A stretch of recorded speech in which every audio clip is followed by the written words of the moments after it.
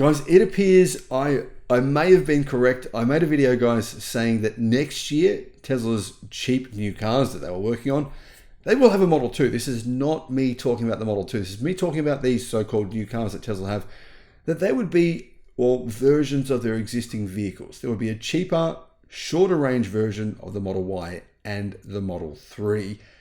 And it appears that may have been correct. Hello, my friends. Welcome to the channel.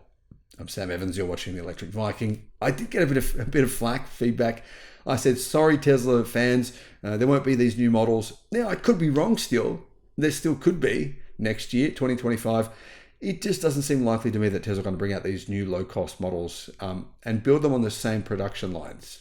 That's what Tesla said, right? They said, we're going to bring out these new models built on the same production lines as the Model 3 and the Model Y, which will be cheaper.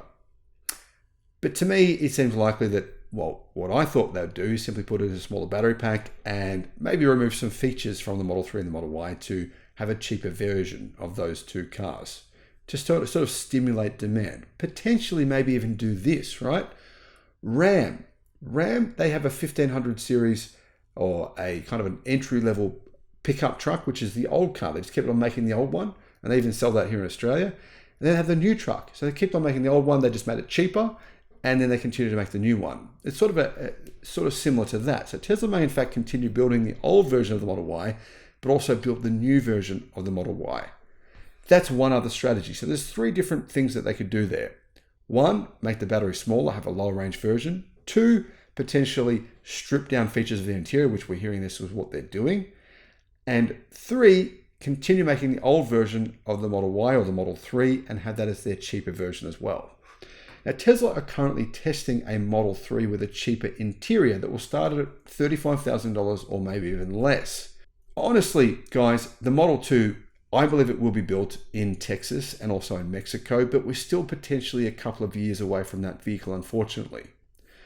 Many people were surprised to see a new Model 3 interior if they were to buy a vehicle in Mexico today. So if you want to buy a vehicle in Mexico today, you can get a Model 3 standard range rear-wheel drive with a different interior.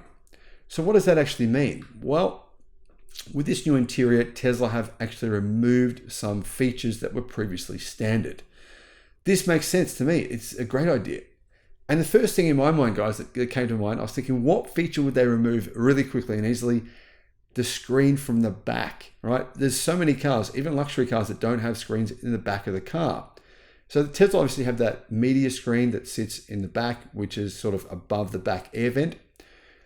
That's been removed. So that is one of the features in the Model 3 refresh that, you can remove that and make the car cheaper. I think that's one of the things that Tesla will do in the United States. Now, there's other things they can do, such as remove heating or heated seats, for example. Tesla has done that in the past, or at least they've done this in the past where they've removed the feature, and then you can pay extra if you want to actually get that feature reinstated in the past. I personally have no interest in heated seats. It's not something I actually like. I don't like using them.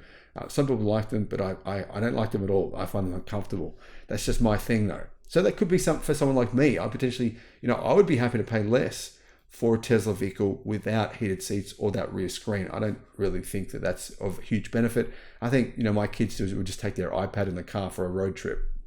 With this refresh, Tesla has introduced ambient lighting to the Model 3 interior.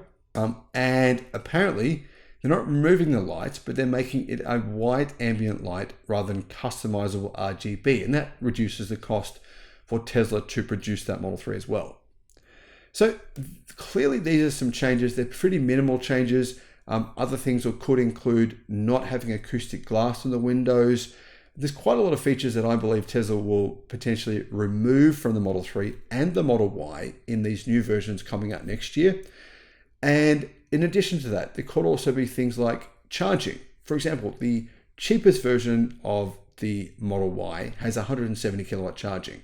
Now, that's something they could also introduce, potentially slower charging, like I said, smaller battery packs with less battery cells in them. I think it makes sense. In fact, it's just so logical. Not everyone needs a lot of range. For example, the cheapest version of the Model 3, that has quite a lot of range.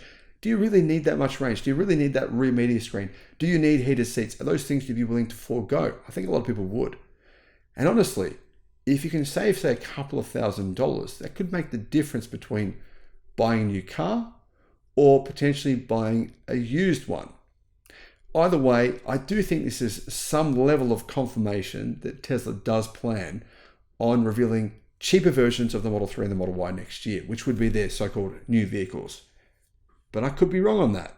Guys, I'm curious. Do you agree with me? Do you disagree?